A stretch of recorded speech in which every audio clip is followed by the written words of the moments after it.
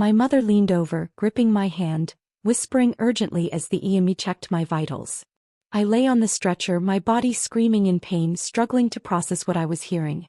My name is Sophie Turner, and at 28 I was being asked to lie, to cover up an accident that left me bleeding and broken. Kate, the first responder who reached me after a passerby called 911, narrowed her eyes at my mother. Mrs. Turner, your daughter has multiple injuries. This isn't the time to discuss cover-ups. My father stepped forward, his practiced, persuasive tone slipping into the room. We understand the severity, but surely we can handle this as a family matter. These things happen. These things happen. Like when Jack borrowed my laptop and spilled wine on it, or backed into my fence and never paid for repairs. Always accidents. Always excuses.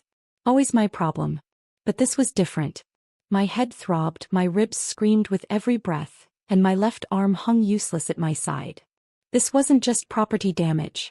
This was leaving me for dead. Please, Sophie, my mother begged, voice shaking. Jack's residency interview is next week. If this gets out. I closed my eyes, recalling how it had happened. Jack had shown up drunk again, demanding to borrow my car. When I refused, he grabbed my keys anyway. I jumped in to stop him. The last thing I remembered. A sharp turn, the world spinning, then darkness. Kate was checking my blood pressure when another EMT approached, holding something in his hand. Found this in the wreckage, he said, passing over my dash cam. Kate connected it to a tablet, and suddenly Jack's voice filled the ambulance. Stop being such a control freak. I know what I'm doing. Jack, you're drunk. Give me the keys. Tires screeching. My scream. The crunch of metal. His voice again. Oh, Sophie. I've got to get out of here. Can't mess up my interview. Footsteps running away. Kate paused the playback, her face grim. Mrs. Turner, Mr. Turner, I'm required by law to report suspected hit and runs. This isn't something we can ignore. My mother burst into tears. He's worked so hard. Sophie, please. We'll handle everything. Just say you were alone. I looked at her pleading face, my father's calculating expression, and something inside me snapped. For years they'd excused Jack, covered his messes, protected him from consequences, while I bore the cost. Your daughter has 3 broken ribs, a dislocated shoulder, and a possible concussion, Kate said, voice hard. She could have died. Is protecting your son worth risking your daughter's life? Kate leaned close, speaking only to me. The police are already on their way. Show them this footage or don't, it's your choice. But you don't have to protect someone who left you like this. I met her eyes and saw the fierce protectiveness I'd longed for from my parents. I made my decision. Show them everything, I whispered. Kate nodded. Officers will meet us at the hospital. And Mrs. Turner, I suggest you call your son and tell him to turn himself in. Running from an accident is a felony. As the ambulance doors closed on my parents' shocked faces, pain and relief washed over me. For the first time, someone was standing up for me. For the first time, Jack's actions would have consequences. At the hospital, Detective Morris reviewed the dashcam footage. My parents hovered, faces pale. Jack was nowhere to be found. His phone went straight to voicemail. Your son left his sister with potentially life-threatening injuries, Detective Morris said. The footage shows him intoxicated, taking the vehicle without permission and fleeing the scene. My father tried to intervene, but Morris cut him off. This isn't negotiable. Your daughter could have died. Kate stayed by my bedside, unwavering. Doctors confirmed 3 broken ribs, a dislocated shoulder, and a mild concussion. The hospital wanted to keep me overnight. We've issued an arrest warrant for Jackson Turner, Morris continued. The longer he avoids turning himself in, the worse it gets for him. My mother sobbed. He's just scared. Sophie, you can still withdraw the complaint. Kate's voice was steady. Mrs. Turner, your son, who wants to be a doctor, left an injured person at an accident scene. How would you feel if he did that to one of his future patients? The question hung in the air like a thundercloud. My parents' facade cracked. A text from Jack lit up my phone. Thanks for ruining my life, sis. Hope you're happy being the perfect daughter. I showed it to Kate, who passed it to Detective Morris.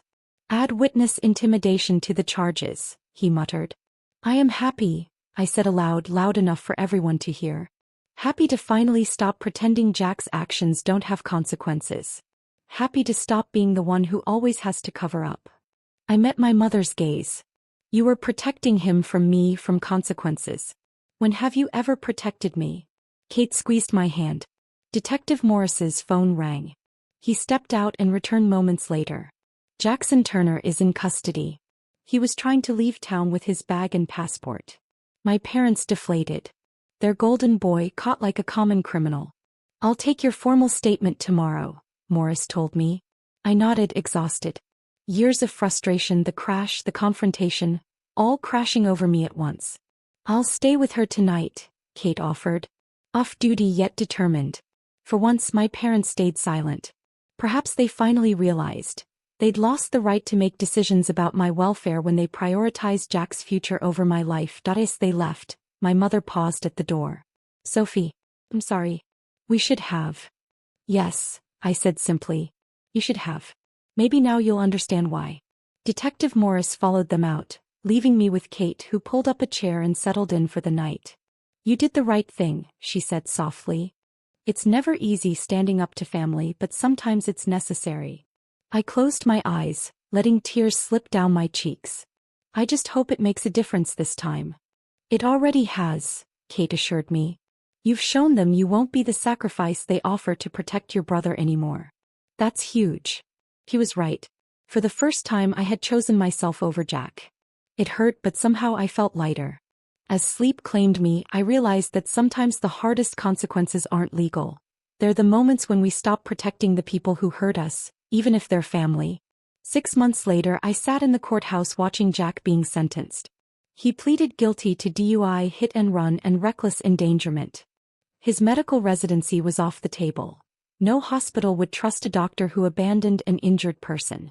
Your Honor, Jack's attorney began, my client has shown remorse.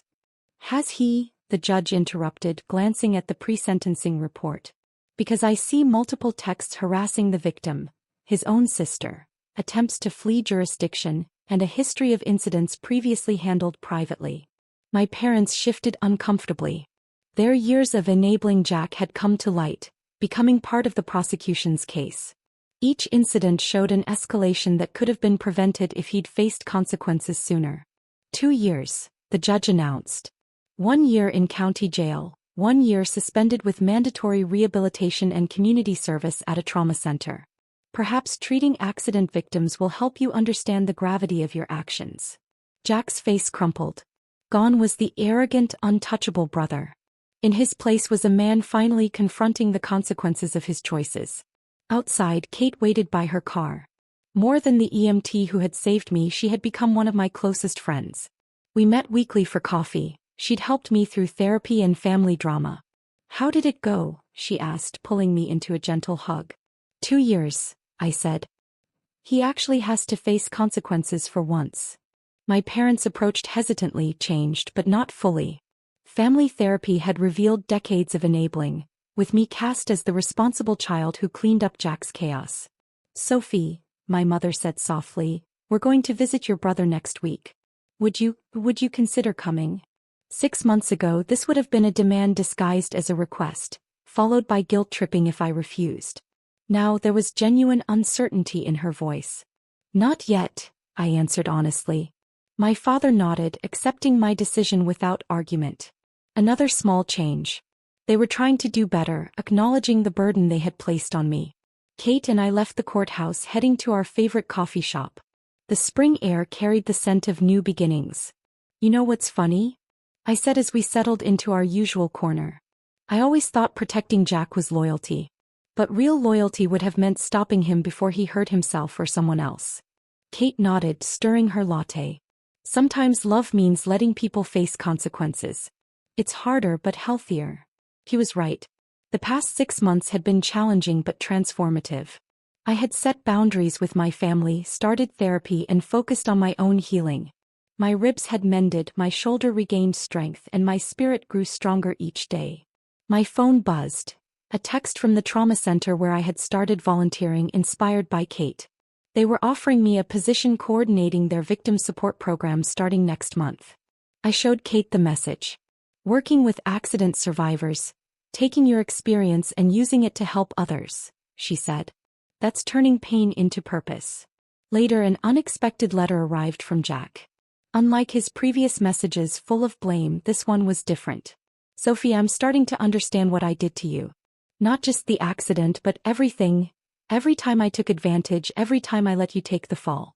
I don't expect forgiveness, but I want you to know that I finally get it. I'm sorry, not because I got caught, but because I hurt you. I placed the letter in my desk drawer, not ready to respond, but acknowledging the small spark of hope it ignited. Real change takes time. One letter couldn't erase years of hurt, but perhaps it was a start. Looking out at the setting sun, I thought about how one moment of standing up for myself had triggered massive change. My brother faced consequences. My parents were confronting their enabling patterns. And I was building a life centered on my own well-being, not managing Jack's chaos. Kate's words from that night in the ambulance echoed in my mind. You don't have to protect someone who left you like this. He was right. Sometimes the bravest thing we can do is stop protecting those who hurt us. Especially when they are family.